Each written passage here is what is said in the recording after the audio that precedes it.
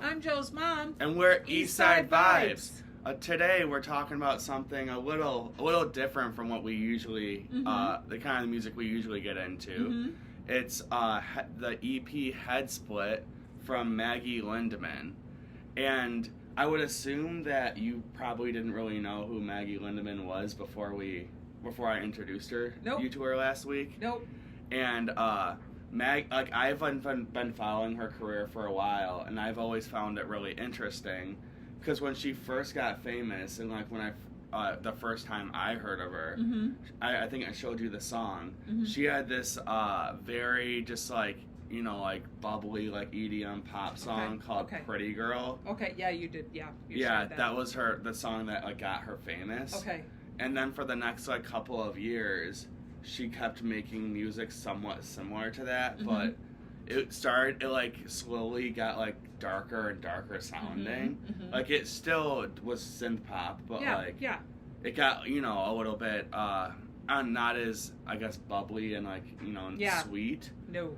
And I think like 2 or 3 years after after Pretty Girl came out, she actually left her label and went independent. Okay. Because she said that they were trying to make her make that kind of music. Okay. And she didn't want to make like pop music. That's just like not the kind of artist she wanted to be. And then after that, her music almost did a 180. Okay. And it started with like pop punk type stuff. Okay. Like she had like Travis Barker on her songs. Oh wow, that's cool. It would be like Blink-182 sounding music. Nice. But it slowly went more and more into like alternative metal. And in 2022, her debut album came out. It was called Sucker Punch. Okay, I've heard of that album actually. And to be honest, I actually kind of like slept on it when it came out. I just didn't really, even though I was doing my blog at the time, I don't know, for some reason I just didn't listen to it. Even though I was following Maggie and I knew about her career. I just didn't listen to it. Okay. And about a year later, last year, I got into it and realized it's pretty cool. Okay. It reminds me a lot of like 2000s, like early 2000s alternative metal, which is what this EP sounds like for sure. And after Sucker Punch came out, she had like a few like random one-off singles. And then like late last year, she announced she had a new EP coming out. Okay. And that's HEADSPLIT, which was dropped, I don't know, I think at the beginning of March or a couple weeks ago. Yeah, something like that, yeah. And this time I was like, I can't, skip this one because I realized how good Sucker Punch was. And there's not a lot of artists making this kind of music right now. No. Like there are metal artists, there are punk artists, but not this kind. No, she has a really melodic voice almost, but then it pulls in that hard punk music. Like we've mentioned very Amy Lee and Evanescence, very much so. It's it's inspired by like this style of music that was big when I was a kid that did not last very long. Right, no, it didn't. But it honestly, I think it's aged well, and a lot of people are gravitating back towards it. Right. And to have a new artist with a pop singer style voice and make this kind of music is pretty cool. Right, very cool. So as always, we're going to talk about some of our favorite songs and then talk about our opinions on the whole EP at the end. And the first song we picked from Maggie Lindemann'S HEADSPLIT is Rip My Heart Out. This is the first song on the EP, and it's one of my mom's favorite songs, so I'll let you talk about why you like it so much. So, I've said this, and I know you were kind of like, but I think her voice has a little bit of a Miley Cyrus, like in parts. In parts, I can hear. I don't really hear that. Right, and I heard the Miley Cyrus part. The rhythm through it continues to sound like Evanescence, completely. I thought it like the beginning sounds like Evanescence acoustic music, like songs like My Immortal, and then the rest of the song sounds like they're more like new metal stuff, like Bring Me to Life or Going Under, like the more popular ones, I would say. Right. She even said that they asked her, does she love being compared to Evanescence? And she said, absolutely. They're one of her favorite bands. She said her two favorite songs are Hello and Going Under. Well, anytime you're compared to Evanescence, that's definitely a compliment because Amy Lee has like a beautiful voice. But I would say Maggie has a very, very, very good voice too. Oh, that definitely. That's one of the reasons this works so well. Right. Because if I were to hear a song like this now and it was just like some average like male singer, I'd be like, all right, like. Yeah. It just sounds like they're copying music I grew up listening to. But this is different. She puts her own spin on it. Yep. And so there's also a part in there when it breaks into a great guitar like thing. Yeah. It's just like all of a sudden you just hear this like heavier guitar. I actually didn't. I wonder who's playing this. Yeah, I think it's produced by Travis Barker. Okay. But I don't know who's. I would be very curious to know who's playing the instrumentals on this. If it's someone from Blink-182 or something, maybe. Or if it's just, or if they're like someone up and coming and like who they are. Okay. Because it's very good. Oh, it's very good. And I'd like all the instrumentals are very good. Yes. And I would like to know like who this artist is playing the guitar because I want to listen to their music. Mm-hmm. And then the last thing is I looked up, instead of going to like those sites that explain it to you, I really went and found interviews with her as far as what it's about, and she said this song actually conveys the themes of love, sacrifice, and the difficulty of emotional bonds in a relationship, which it's called Rip My Heart Out. So. It's very dramatic, very like Halloween-y. Yeah, definitely. Know? You could play this at a Halloween party. Yeah, which I'm sure you like a lot. Right, being into like horror and stuff. Yeah, love it. One thing I think that's funny is when I'm listening to these songs is it's not that like you can like be with whoever you want, but like just like it's very public who her boyfriend is. Yes, you were saying it's that. It's Jordan Clarkson, the guard for like I think he plays for the Utah Jazz. Oh, this is her boyfriend? Yeah, oh, Jordan Clarkson is her boyfriend. Oh, okay. So it's like when you see this guy playing or whatever, and then you're like, this is obvious. He must be into this kind of like culture too. Exactly. Because like she's very, very, I would say like forward with like her style and like what she's into. Right. So he has to be into the same things. But when you look at Jordan Clarkson, you wouldn't imagine that's what he's into. Yeah, but exactly. I find that kind of funny. Well, even like Damian Lillard has his own thing, and when you listen to it, it's so R&B. It's like I look at him and I guess I don't think he can actually sing like that, and he can. It's like a he doesn't sing that much. Well, he's good though. Yeah, I mean he's more of like a rapper though. Yeah, he's got a good album though. I do like it. Yeah, but anyway, I just find that funny. He used to play for LA for a while. Okay. So I'm assuming that's like how they met and stuff. Because also I'm like, why would you be dating someone on the Jazz? Yeah. Like of all teams, who's going to Utah to hang out and listen to her. Yeah, and listen to alternative metal music. But he used to play for LA, so that makes sense. Okay. So the second song we picked is Deprecating with Sick Brain. And when Deprecating came out, I like kind of missed it at the time because it came out in like last October as a first single from this. And if I would have like been into it sooner, I probably would have like put it on my list for like best songs of 2023. But I got into it like in January. Okay. But I know you picked this one, so you can talk about why you like it so much. Oh, first of all, I love Sick Brain. Sick Brain. Yeah, that's an artist I want to like try to get into her or their music because obviously like her voice is their voice is awesome. Oh, so. The way that they correlate the two sounds together, because we've mentioned Amy Lee is very melodic, but all of a sudden you have Sick Brain in there who screams. I mean, just an eerie scream, and they sound good together, which is great. And Maggie herself said that it's actually about being manipulated, someone who is constantly lying to you, and you are your own life, but you are still affected by what you hear about others saying about you. So it's like, it's just a deprecating life. You're tired of, I'm done of being manipulated. And when you hear Sick Brain in there screaming, you're like, yep, Done. Yeah. Done. She's done. Maggie and Sick Brain had a song come out a couple years ago on Sucker Punch Okay. that I remember hearing at the time and liking and think it was really good. Okay. So like I figured this would be good yeah, too. Yeah, good song. And really, I mean, I don't know The if you want to listen to instrumental the is album. really cool. Yeah, I would listen to this song and another one he's going to bring up. It's too. like industrial trap music. Yeah, It's like trap. It's like It definitely hip hoppy. Yeah. But like the instrumental is so abrasive and Yep. like harsh that Yep. it's almost reminds me a little bit of Rico Nasty. Yes.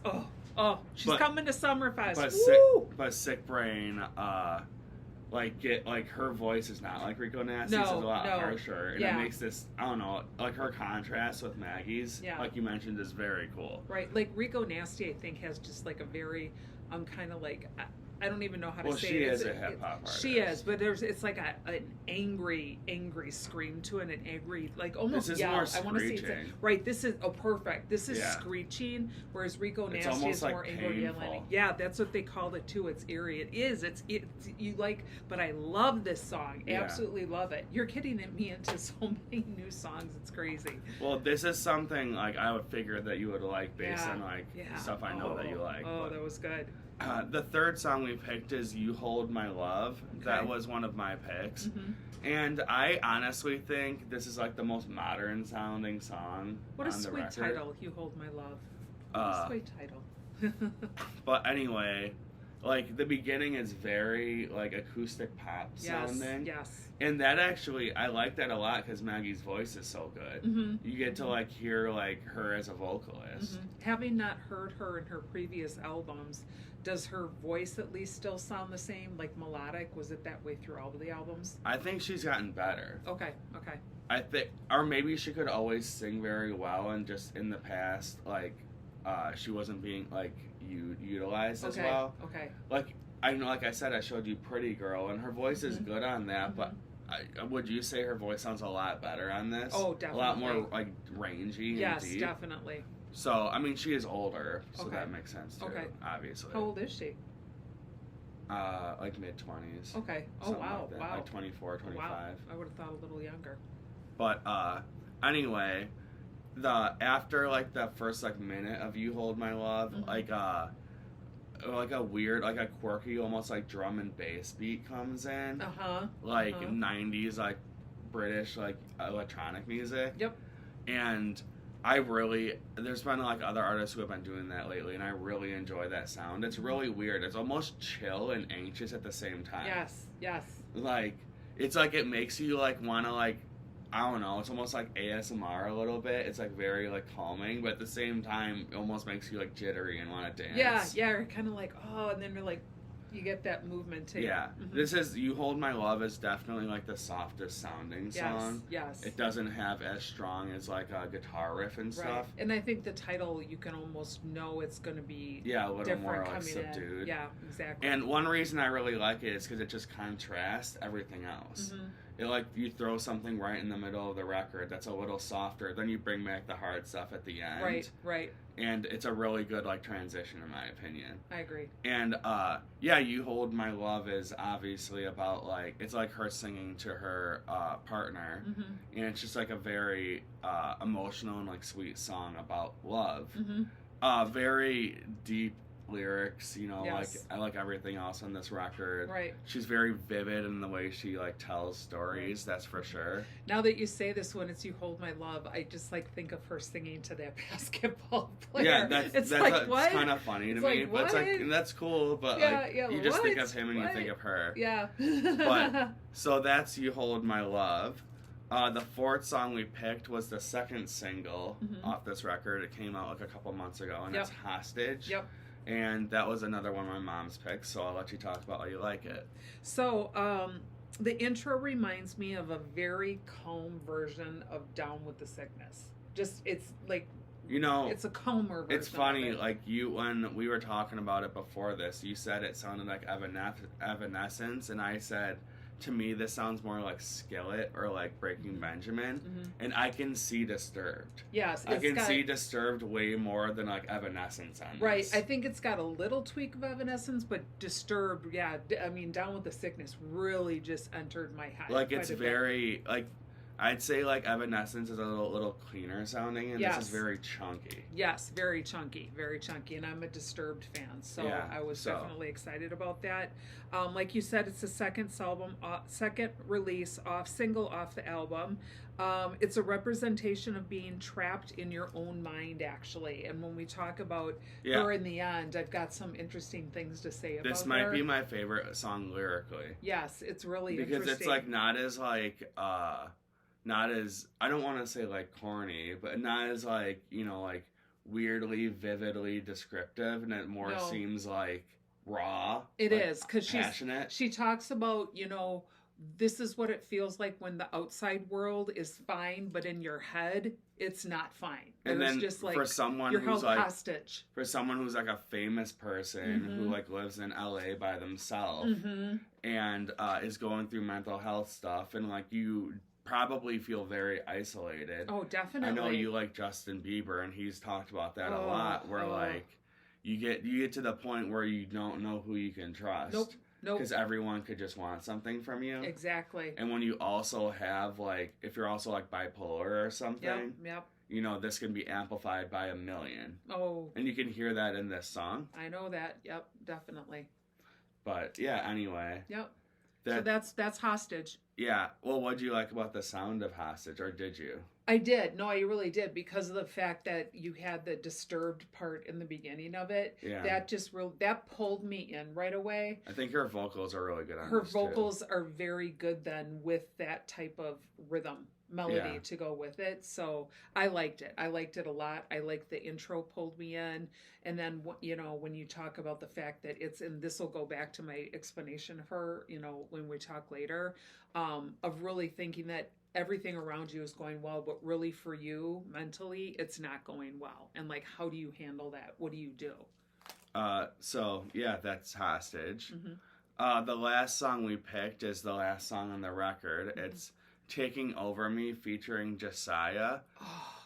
I would have picked this song. It's definitely the hardest one on the record. Man. This is straight up like metal music. Straight up. But there's also some like, almost like, I want to say like industrial house, but like some like industrial electronic music in there too. Exactly. And it's like super glitchy. The beat is extremely glitchy. Yep.